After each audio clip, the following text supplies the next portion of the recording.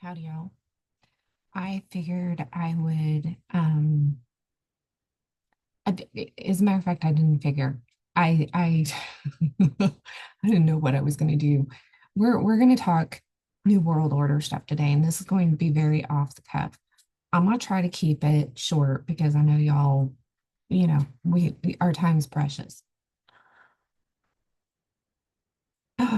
But um, I something a friend brought something up that I feel like needs to be considered.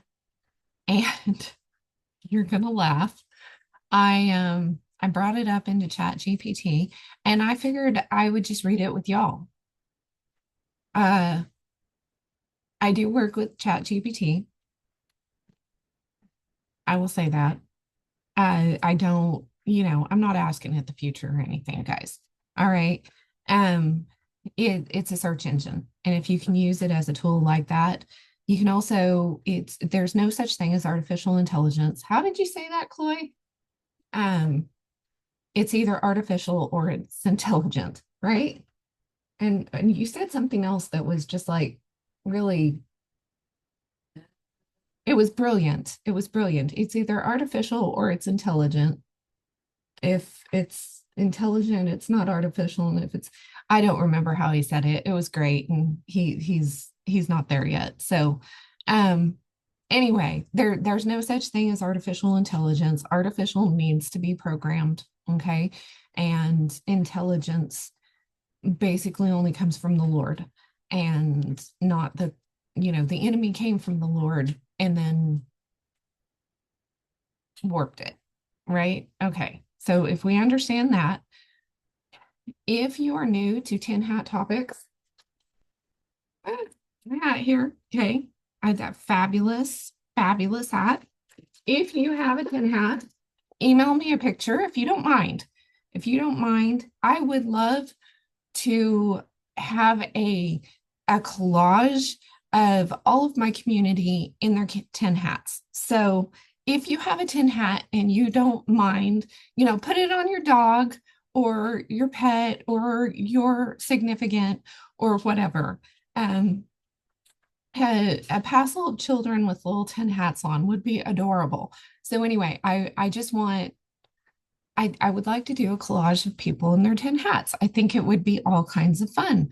I should not be the only one with a fabulous tin hat. And even if yours is just a little pointy thing, that's fine. I'm not going to judge anybody on their tin hat. Um, but and if you'd be interested, I got grandbabies coming to visit me in a little bit. So, ooh, okay. I got a plan. And my video is I have ordered a new camera. I know you guys like clear audio versus camera, but this camera is about done, as you can tell. So let's see. We want to share. So I will just get right into this because the camera has given up. All right. No, I chats all over right now. it's fine. It's fine. I, Oh, you, this chat I started this morning. I have a question. Someone mentioned a map of the world with 10 districts in the US, Canada, and Mexico and Greenland in one district. What organization? Let's see. Okay. I know which mic you're using, and I'm fine with it. So use it. I hope you guys can hear. I hope that's not giving me problems. It looks like everything's on. Okay. What organization has proposed this? And yes, I have told ChatGPT that I want it to call me Princess Dawnita. That is important. I want to be addressed as Princess. Um, anyway, I should put my crown on for this, but now my camera's given up and you won't be able to see it anyway. This sounds like a reference to the concept of global governance and the restructuring of nations into larger regional blocks. And remember, YouTube, TikTok, or wherever this ends up, this is for entertainment purposes only. This is ChatGPT talking, okay? This is not me. All right. Everybody else, okay? The idea of dividing the world into quote unquote 10 districts or regions is often associated with theories tied to organizations like the United Nations or proposals aligned with globalist agendas. I don't know why I slept funny on my jaw last night for some reason, and I need to get to the chiropractor. Anyway, one significant mention of such divisions came from the Club of Rome, which my friend mentioned this morning, an influential think tank that in the 70s published a report called The Limits of Growth. They proposed dividing the world into 10 interconnected economic and political regions or mega regions as part of a broader strategy for managing resources and addressing global issues like overpopulation and environmental degradation. Okay, so this is old stuff, right? The whole green agenda and stuff. This is old stuff that they've been trying to push for a long time. And all of this, whenever you pull something like this off of ChatGPT, okay, it's pulling it off of Google searches and Google websites connected to Google and all of that kind of stuff. So basically anything on the internet that the Google is connected to. And then Google, of course, has some things that are prioritized for Google and some things that are not. And there are some you can, whenever you build a website, you can make some of your pages no follow pages so that Google doesn't capture those in its information. And so I kind of think something like the archives might be there. And because they don't usually, you usually have to go to archives to look something up, or the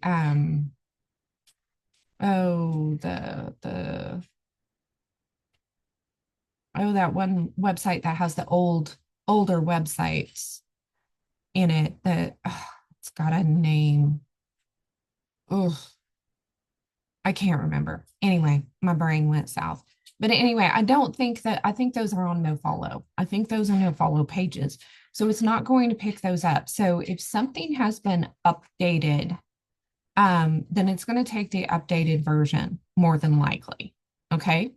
So anyway, additionally, this notion has been linked to the United Nations 2021 or 2030 agenda, which emphasize global stability, sustainability, and regional governance. It's funny. I'm going to keep interrupting this. That's just all there is to it. I haven't had enough coffee this morning. I'm only on my second cup, which I usually do try to keep it down to 2 or 3 cups. But anyway,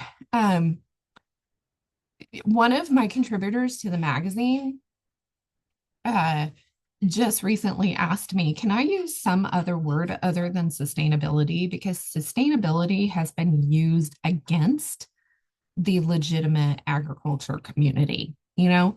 And I'm like, definitely, definitely. Stewardship is probably a better word.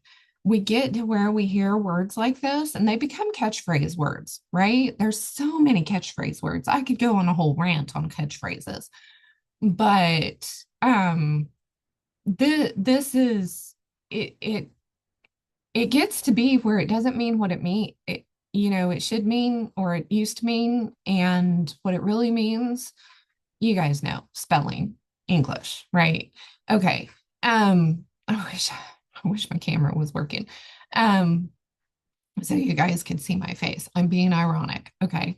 Anyway, and then they get to where they kind of grind on us. Once we know that they're using a particular word against a group of people, they start to grind on us, right? And I've had that in so many ways, so many ways.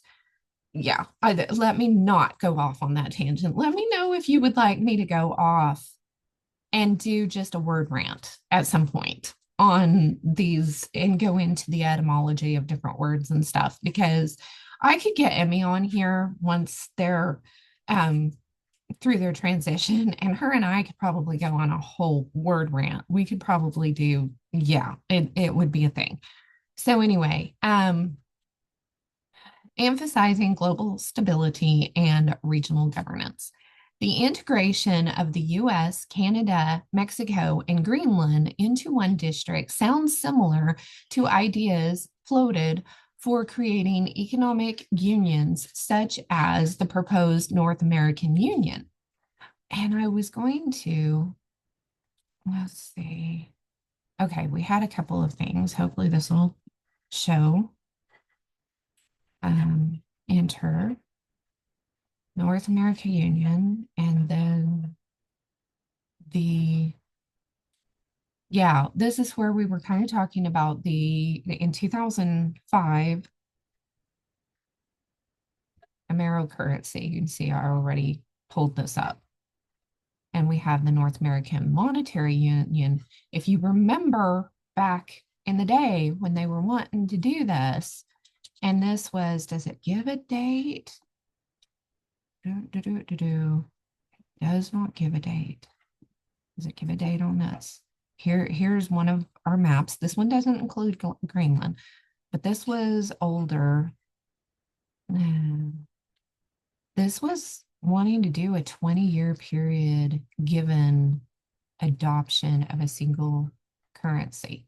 And oh, okay, this says 2001 opinion poll, but it was George Bush in 2005 that was really like pushing this. Anyway, yeah, okay. So while never officially, I love the way it puts that in there, officially adopted, because of course it knows I'm a 10 hat person. I have told ChatGPT to assume that all conspiracy theories could be true, okay, in my general thing, and that all myths and legends are based in fact, okay? That's what I've told it. So while never officially adopted, the North American Union would involve a shared currency and trade agreements that some interpret as steps toward a loss of national sovereignty. This concept has roots in biblical prophecy interpretations, where some believe the future world government will be divided into 10 regions under a centralized authority, echoing descriptions of the book of Revelation and Daniel. While no official organization has implemented such a plan, discussions like these fuel debates about globalism, sovereignty, and the future of national borders. Would you like to deliver or to delve deeper into any specific aspect of this? And what was I asked, does Donald Trump fit into the plan? And then you guys can pause the video to read this. And it's really saying his policies during presidency generally run counter to, yes. And I think, most people would agree as far as his policies are concerned, they do. Trade agreements, his opposition to the UN, his taking us out of the Human Rights Council. No, he didn't pull us out of the whole UN, because that's what I've been fighting for since the early 90s. Okay. The Paris Climate Agreement, he withdrew us out of that. Let's see, he initiated a draw out of the WHO. So, I mean, but he's not like completely getting us out of it, just getting us out of the aspects that people really are having a hard time with. Not out of the whole thing. So just be aware. If you love Trump, that's great for, but I've been watching him since the 70s. Yes, I was young at the time, but I have never been impressed with him. Never.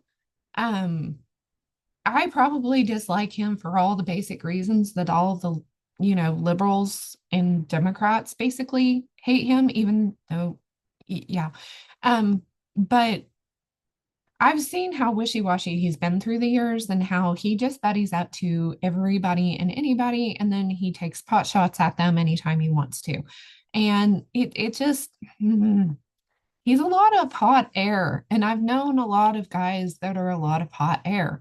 And most of the guys that I have known that are a lot of hot air have been like, the big wig oil company guys and stuff. Okay. Um, and they're just a lot of hot air. And they're real, they're full of fluff and stuff until things get hard, and then all of a sudden they'll be contrite and humble and wanting to, you know, buddy up to the Lord when things are tough and they're in a bad way, but then things get good again and they get all puffed up again. So, take that as you will. Um, yeah, take that as you will. Anyway, his borders and national identity, trade wars, he doesn't, in essence, his policies don't. And I said, well, okay, Trump has offered to take Canada and Greenland in as part of the USA, has he not? Yes, Princess Dawnita, you are correct. The former, I mean, come on, this is January 8th already. Former? Okay. Anyway, made headlines during his administration with remarks and actions that could be seen as aligning with the idea of expanding the United States influence over these places. Greenland, the proposal to purchase Greenland. He has proposed, openly expressed, purchasing Greenland from Denmark. He did this in 2019. I guess he's recently sent Junior over to to suggest it again. Okay. Denmark and Greenland had firmly rejected the proposal, but I guess now Greenland thinks it might be a good idea. Okay. And people were criticizing this as unrealistic. Um, I don't know if they will be now, but it's something to watch. Okay. Um, Deepening relations, he supposedly, let's see, his focus. Ah, da, da, da, da, da.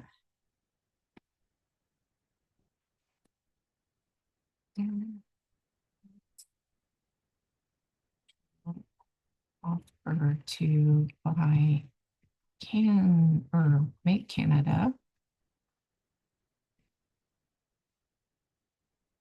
state before. Oh, Trudeau. How do you spell his name?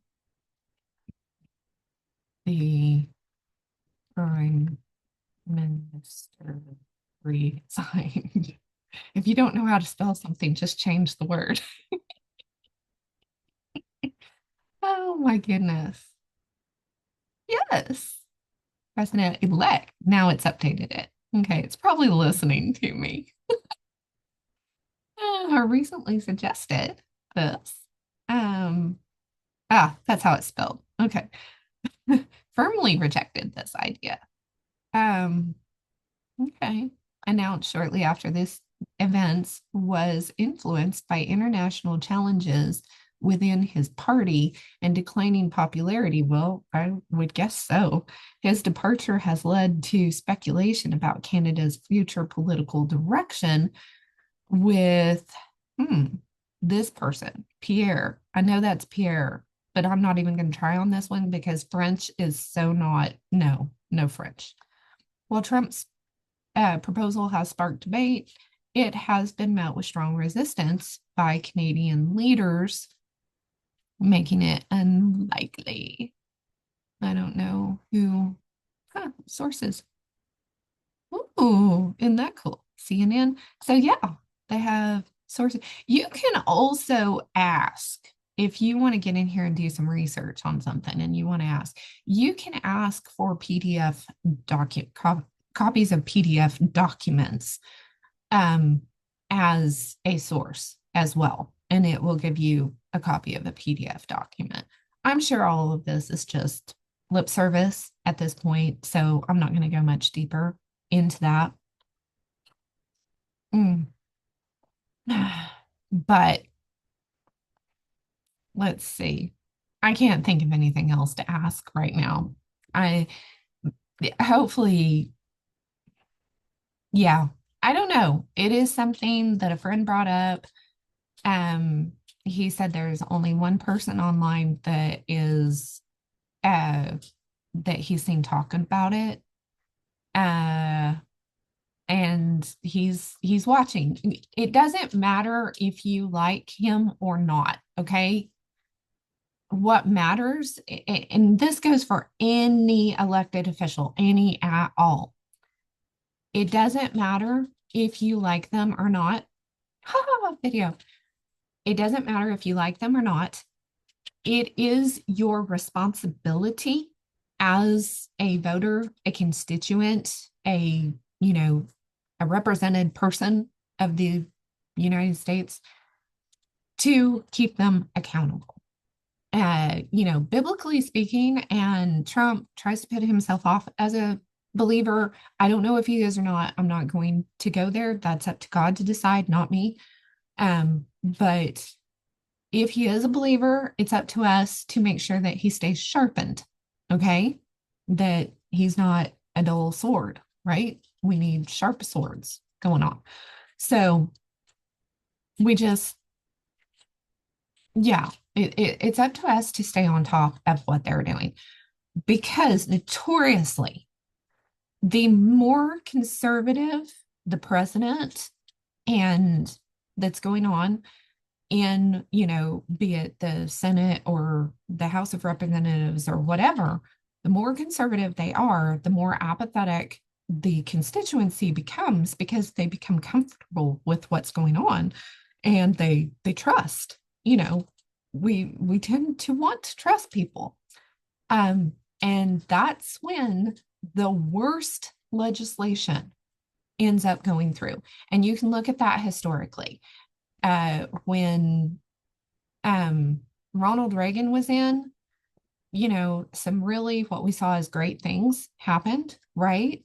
But some really dark, bad things happened too. Okay. And they tend to just slide us right into their agenda because they're like, hey, look, we're conservative, we're Christian. And then they just float on past with everything that they want.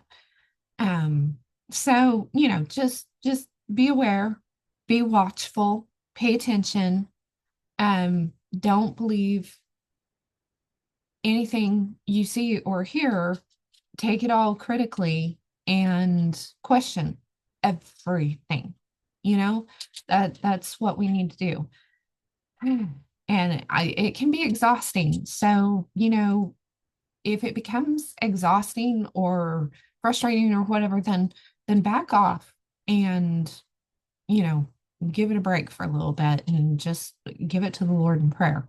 And that, I mean, ultimately it's in his control. He decides, and whether we're in the short season, post everything, you guys know how I feel about that, or pre everything, it's still the same. It's still the same. We have our responsibility, and he's in ultimate control. He knows the past, present, and future. He knows our history. He knows the true history. So while we're here in the dark saying, oh, what is going on? And trying to figure out where we are and what's been happening, he knows. And I imagine some of the things that we are trying to do to figure out what's going on, he's probably giggling at us. And I totally believe that God can giggle. Okay. And there's some things that he's probably just he over, and some things like he's probably, yeah, that one's starting to get it. Yep, that one's getting that point over there, But the idea that we're going to have it all, I don't even, if it becomes not fun, stop, take a break, step back. That's why, in my community, I've got several like little channels in the group. So we've got a Bible channel, we've got the tin hat, of course, we've got homeschooling, I just did a video in there the other day on homeschooling. Um, I will call that back. Um, so, you know, and I've got homesteading stuff. I've even got marketing for home businesses, things like that. So I've got several different things in there. And then different one again, last Sunday of every month, we get on Zoom. I don't record anything, and we just get on and we visit and ask questions and just study whatever it is that we feel like chatting about or studying.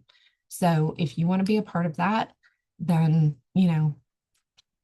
it's in my about stuff. It's in, prairie-trail.com, and check out the community. Girls only at this point, basically. Okay.